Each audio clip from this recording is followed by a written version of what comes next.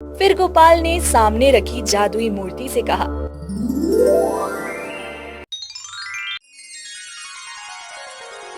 एक गांव में हरकू नाम का एक किसान अपनी पत्नी मीना और पुत्र गोपाल के साथ रहता था।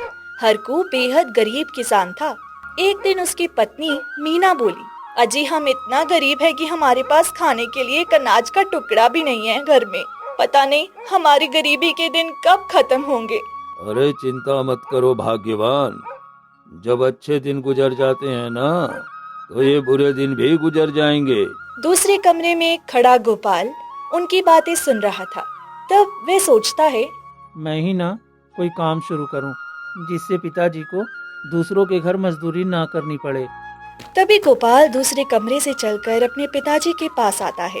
पिताजी, हमारे पास इतनी जमीन है, हम अपनी जमीन पर खेती कर सकते हैं, फिर हम क्यों दूसरों के यहाँ मजदूरी करते हैं? बेटा गोपाल, हमारी पूरी जमीन पर लाला किशन ने कब्जा कर रखा है और मेरे पास इतने पैसे नहीं हैं कि मैं उसे छुड़ा सकूं। तो जाकर आप लाला किशन से बात क्यों नहीं करते? उनसे कहिए ना कि आपकी जमीन वापस कर दें, हम धीरे धीरे करके सारे पैसे चुका देंगे। हाँ पिताजी, आप लाला किशन से बात कीजिए। हरकू को अपने बेटे और पत्नी की बात अच्छी लगी। वे सीधा लाला किशन के घर चला गया। क्या बात है हरकू, जो आज सुबह मेरे घर चले आए? लगता है पैसों का इंतजाम हो गया है। नहीं मालिक, पैसों का कोई इंतजाम तो नहीं हुआ है। अरे हाँ, होगा भी कैसे? तुम्हारा खेत तो मेरे पास पड़ा है। तुम दूसरों के यहाँ काम करके कितना कमा लेते होंगे। अरे मुझे लगता है तुम्हारा घर भी बड़ा मुश्किल से चलता होगा। मालिक, आप तो सब कुछ जानते हो, तो फिर आप मेरी मदद क्यों नहीं करते हैं? अरे कैसी बातें करते हो हरकू, मैंने तुम्हारी ही मदद की थी ना तुम्हें पैसे देकर, मगर तुम मूल चुकाना तो बहुत दूर की बात है, तुम तो ब्याज भी नहीं चुका पा रहे हो। मालिक, अगर आप मेरी जमीन मुझे लौटा देंगे तो मैं अपनी मेहनत से अच्छी खेती करके और फसल बिकने पर आपकी पाई पाई चुकता कर दूंगा। क्या मैं तुम्हें बेवकूफ दिखता हूँ? हाँ?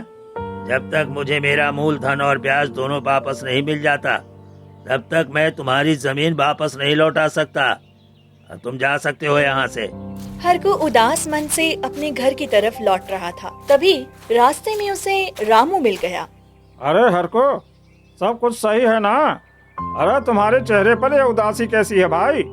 और तुम आज काम पर भी नहीं आए। अब आपको क्या बताऊं रामू भाई, मैं लाला किशन के यहाँ अपनी जमीन वापस मांगने गया था, मगर उसने सीधा सा जवाब देकर मना कर दिया। क्या तुमने उसके पैसे लौटा दिए? नहीं रामू भाई, मैं उससे इसी बारे में बात करने गया था कि अगर मेरी जमीन वापस मिल जाएगी तो मैं उस पर खेती करके फसल बिकने के बाद सारा पैसा वापस कर दूंगा। हरकू, तुम जानते हो कि जब तक लाला किशन को तुम उसके पैसे नहीं दोगे तब तक वो तुम्हारी जमीन नहीं लौटाएगा। हाँ, आप ठीक कहते हैं रामू भाई, समझ में नहीं आता आखिर मैं पैसों का इंतजाम कहाँ से करूं। सब कुछ ठीक हो जाएगा हरकू, बस धैर्य रखो। हो सके तो कल से खेतों में काम करने के लिए चले आना। इतना कहकर रामू और हरकू दोनों अपने घर की तरफ चल दिए। हरकू घर पहुंचकर सारी बात अपनी पत्नी मीना को बताता है।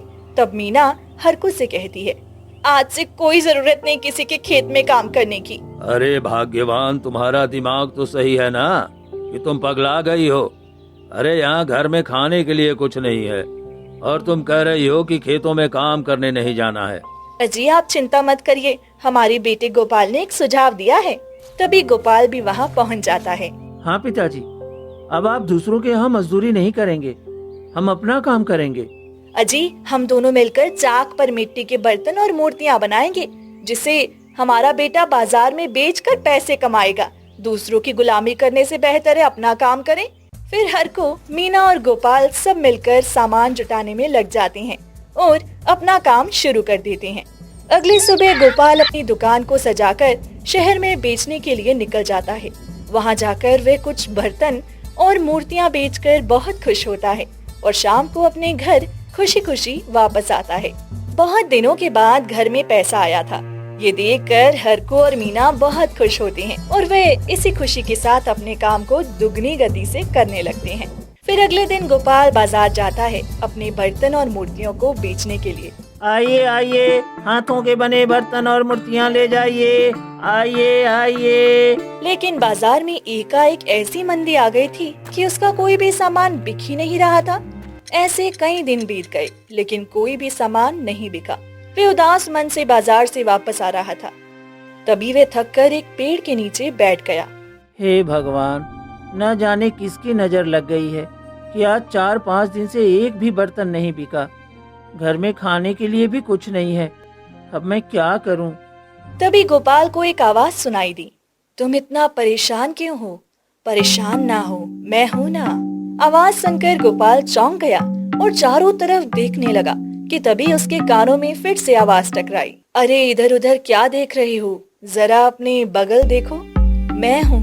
गोपाल ने जैसे बगल देखा तो उसे एक पत्थर की मूर्ति दिखाई दी। अरे ये तो एक पत्थर की मूर्ति है। नहीं नहीं, मैं केवल एक पत्थर की मूर्ति नहीं बल्कि मैं एक जादुई मूर्ति हूँ। अच्छा ठीक है, लेकिन मैं कैसे यकीन कर लूं कि तुम जादुई मूर्ति हो? ठीक है, तुम मुझसे कुछ मांगो। रुको, मैं मांगता हूँ। मैं तुमसे कुछ भी मांग सकता हूँ, लेकिन मैं इससे क्या मांगूं? ठीक है, तुम मुझे कुछ पैसे दे दो। मूर्ति ने उसे अपने जादू से कुछ पैसे दिए। फिर गोपाल ने मूर्ति उठाकर अपने सामान में रख ली और वहाँ से चल दिया। गोपाल घर पहुँचता है तो देखता है कि उसके माता पिता उदास बैठे हैं। क्या हुआ बेटा, आज भी कोई बर्तन या मूर्ति नहीं बिकी क्या? नहीं पिताजी। हे भगवान, ना जाने अब भी तो कितनी परीक्षा लेगा। नहीं माँ, ऐसा मत कहो। फिर क्या कहूँ बेटा, आज भी तो कोई बर्तन या मूर्तियाँ नहीं बिकी। तब गोपाल झोले में हाथ डालता है और एक मूर्ति निकालता है। माँ, ये कोई साधारण मूर्ति नहीं है, ये एक जादुई मूर्ति है। इससे जो मांगो वो देती है। गोपाल की बात सुनकर हरकू और मीना चौंक पड़ी। लेकिन गोपाल बेटा, ये मूर्ति हमारी मदद कैसे करेगी? हमारी बातों को कैसे सुनेगी? माँ, ये मूर्ति बात को सुनती है और बातें भी करती है। फिर गोपाल ने सामने रखी जादुई मूर्ति से कहा, हे जादुई मूर्ति, तुम मुझे कुछ पैसे और ढेर सारा सोना दे दो। तभी मूर्ति ने उनकी इच्छा को पूरा किया और धीरे धीरे उन्हें अमीर बना दिया। फिर हरकू लाला किशन के यहाँ जाता है। अरे हरकू भैया, आप। लाला किशन की ये बात सुनकर हरकू सोच में पड़ गया। लाला किशन आज इतना सम्मान दे रहा है, जो कभी सीधे मुंह से बात भी नहीं करता था। अमीर होने का फायदा तो है। अरे हरकू भाई, खड़े क्यों हो? बैठो, मैं तुम्हारे लिए चाय बनवाता हूँ। अरे नहीं, रहने दीजिए। ये अपने पैसे ले लीजिए और मेरी जमीन के कागजात मुझे वापस कर दीजिए। अरे हरकू भाई, इतनी भी जल्दी क्या है? अब तुम भी हमारी बराबरी के हो चुके हो। मैंने तुम्हारा घर देखा, वो मेरे घर से भी अधिक सुंदर बन चुका है। इतना बोलकर लाला किशन ने हरकू की जमीन के कागजात लौटा दिए। हरकू खुशी खुशी घर वापस आया और अपनी पत्नी मीना से सारी बात बताई। अरे लाला किशन ने मुझे अपनी बराबरी में बैठाया और चाय के लिए भी आमंत्रित किया, लेकिन मैंने स्नेह पूर्वक मना कर दिया। इसका मतलब हमारा सम्मान गांव में काफी बढ़ चुका है। अभी काम करते हैं, गांव की जमीन खरीद कर खूब अमीर बन जाते हैं। इसके लिए बहुत सारा धन लगेगा। अरे तो इसमें कौन सी बड़ी बात है? हमारे पास जादुई मूर्ति है ना, हम इससे और भी धन मांग लेंगे। इतना कहकर मीना मूर्ति के पास जाती है और कहती है, हे जादुई मूर्ति, क्या तुम हमें और भी धन दे सकती हो? मीना की ये बात सुनकर गोपाल कहता है, माँ कैसी बातें कर रही हो? हमारे पास इतना धन है, ये काफी नहीं है क्या? कभी हमारे पास कुछ भी नहीं हुआ करता था, आज इतना सारा धन है। हाँ ठीक है बेटा, हम बस इतना धन चाह रहे हैं कि गांव की कुछ और जमीन खरीद कर उस पर खेती की जाए। जैसी आपकी इच्छा माँ। जादुई मूर्ति ने उसकी इच्छा पूरी की। हरकू और उसकी पत्नी मीना सारा धन लेकर चले गए। गोपाल वहीं खड़ा रहा। गोपाल, अगर तुम्हें लगेगा कि इनका लालच दिन पर दिन बढ़ता जा रहा है, तो तुम मुझे एक तालाब में फेंक देना, जिससे मेरी सारी शक्तियाँ खत्म हो जाएंगी। हरकू पैसों को लेकर रामू के पास गया। उससे उसकी जमीन का मोल भाव करने लगा, लेकिन रामू ने अपनी जमीन देने से मना कर दिया। ये बात हरकू को बिल्कुल भी पसंद नहीं आई कि उसे कोई मना करे। वह घर जाकर मीना से सारी बात बताता है। फिर मीना जादुई मूर्ति के पास जाकर बोली, हे जादुई मूर्ति, मेरा एक काम करो, रामू के मन को बदल दो और वह अपनी जमीन हमारे नाम कर दे। पास में खड़ा गोपाल जब अपनी माँ की ये बात सुनता है तो वह क्रोधित हो जाता है। माँ, आप ऐसा सोच भी कैसे सकती हैं? किसी की जमीन जबरदस्ती लेना? आखिर रामू काका ने हमारे बुरे दिन पर हमारा साथ दिया। गोपाल, तुम बीच में मत बोलो।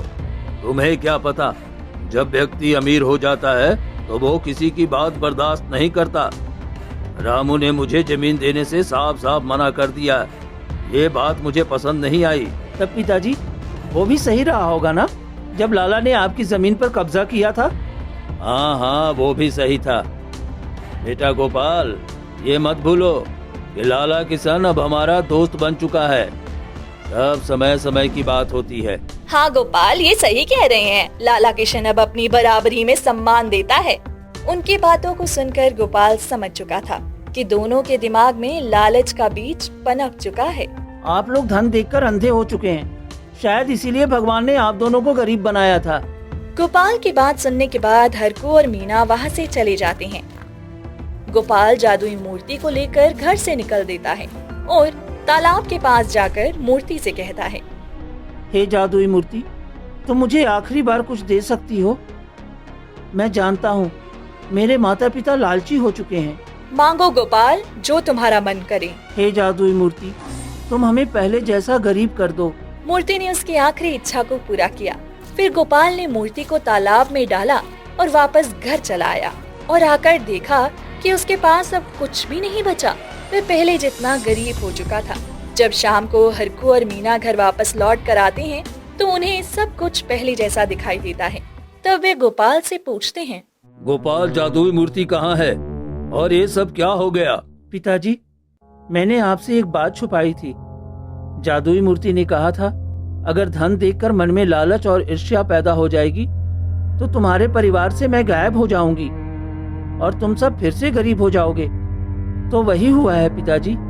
गोपाल की बात सुनकर हरकू और मीना को अपनी लालच पर पछतावा हुआ और वे फिर से गरीबों वाली जिंदगी जीने लगे।